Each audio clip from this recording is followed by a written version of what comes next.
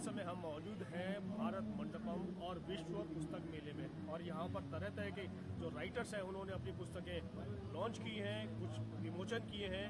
हर प्रकार की यहाँ पर आपको जो है वो बुक देखने को मिलेगी, जो चाहे भारत में लिखी गई हो चाहे वो विदेशों में लिखी गई हो। अब हमारे साथ जो मौजूद हैं खटवानी साहब, उनसे हम बात करने की कोशिश करेंगे। आज उनकी पुस्तक का विमोचन भी हुआ है, क्या खास बात रही है इस भारत मंडपम में आने के बाद। खटवानी साहब जी सर, स्वागत है चैनल पर आपका। जी सर। आज आपकी पुस्तक का विमोचन हुआ है, उस पुस्तक का नाम क्या है और उसका विषय क्या है? जी सर, मैं आपके चैनल के माध्यम से बताना चाहूँगा कि आज मेरे द्वारा लिखी गई मोटिवेशनल पुस्तक जिसका कि शीर्षक आईना दिखाओ है, उसका विमोचन हुआ है, जो कि जिज्ञासा प्रकाशन गाजियाबाद में प्रकाशित हुई है।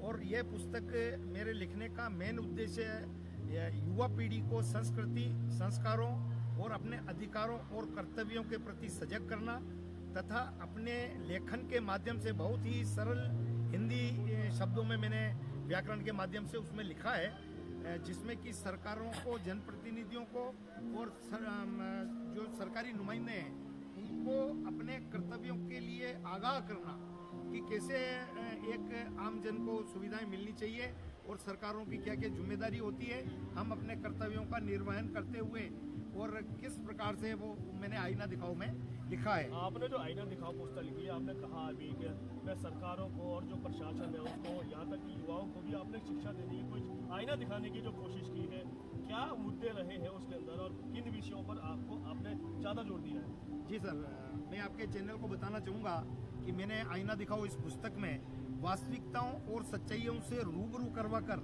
अपने कर्तव्यों को निर्वहन कर संघर्षों से अपने अधिकारों के लिए सरकारों एवं जनप्रतिनिधियों से अपनी बात पहुंचाने के लिए मैंने उसमें प्रेरित किया है। इसमें देश के ज्वलंत मुद्दे भी हैं, जैसे कोरोना काल को लेके भी मैंने लिखा है। इसमें किसानों, मजदूरों के लिए भी लिखा है।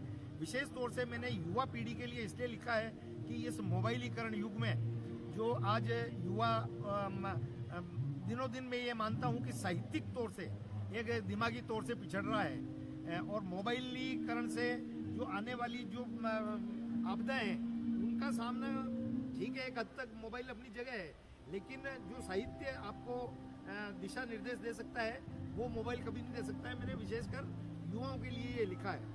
फर्क क्या है कि एक समय था कि जब लोग पुस्तकों से प्यार करते थे, उनको पढ़ते थे, और अब जो है जैसे कि आपने मोबाइलीकरण का नाम लिया, मोबाइल पर लोग कुछ ना कुछ देखते रहते हैं, हालांकि उनके शिक्षा से कोई लेना देना नहीं होता। फर्क कहाँ नजर आता है और युवा पीढ़ी आखिर किस ओर क्यों बढ़ रही है? जी हाँ, मैं ये बताना चाहूँगा आपको कि युवा पीढ़ी का एक तो आजकल जो मोबाइल के प्रति ज़्यादा रुझान हो रहा है, उसमें मैं सबसे प्रथम तो अपने परिवार को, सदस्यों को दोष दूंगा कि परिवार में आज छोटा सा बच्चा भी अगर है तो उसको कोई वो नहीं खाता पीता है या नहीं पढ़ता है तो उसको मोबाइल दिखाकर और रिझाया जाता है, जो कि पेरेंट्स को भी इस बात को सोचना पड़ेगा और मोबाइल से दूरी बनाकर और साहित्यिक या जो ABCD वाली जो पुस्तकें होती है वो बच्चों को हाथ में दी जाए ताकि वो ज्ञान ग्रहण कर सके। तो इनका साथ देने के लिए देखेंगे कि हमारे साथ मौजूद है हूबहू अमिताभ बच्चन, और अब हमसे बात करने की कोशिश करेंगे कि आखिर उन्होंने जो समर्थन दिया है वो कैसा लगा इनका समर्थन देने के लिए। और आप मौजूद हैं इस पुस्तक के अंदर, क्या खास बात है?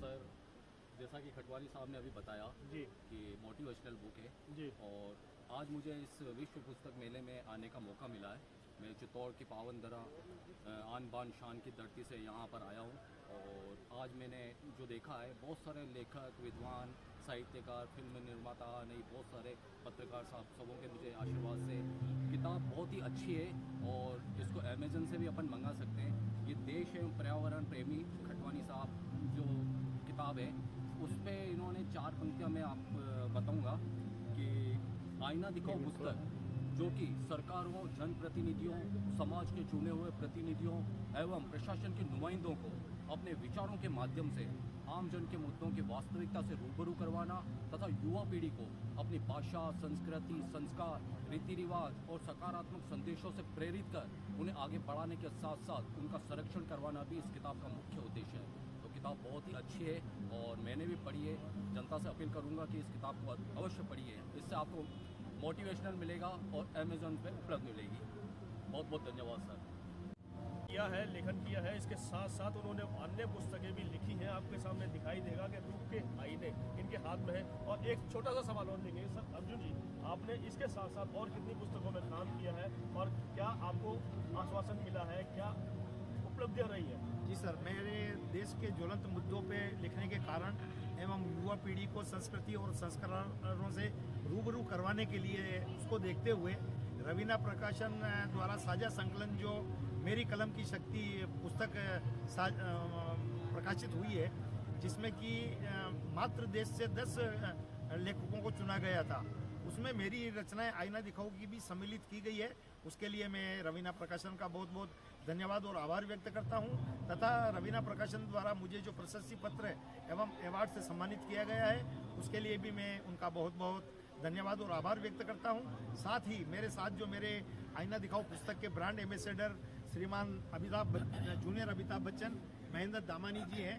निश्चित तौर से आप मेरे पुस्तक का जो ब्रांडिंग कर रहे हैं, आप बहुत ही एक उम्दा कलाकार होने के साथ कई मूवी एवं वेब सीरीज में भी कार्य कर चुके हैं।